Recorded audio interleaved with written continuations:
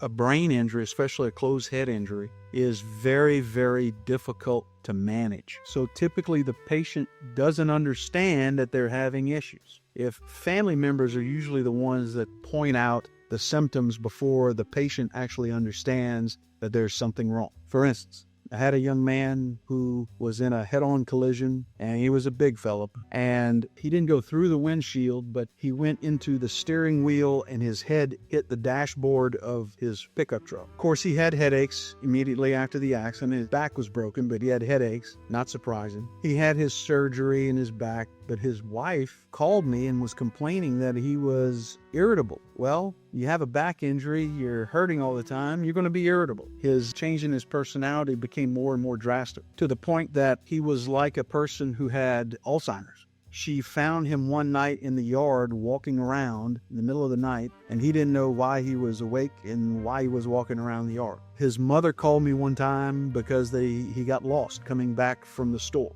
and we had to track his phone to go find him. It took a while for those symptoms to manifest themselves because of all of the other issues he had going on. But once they figured out that he had a closed head injury, they gave him therapy. He had to change his diet. He had to change a lot of things in his life. It did become better, but he's still suffering to this day with some of those same symptoms, just not as severe because he got the right treatment.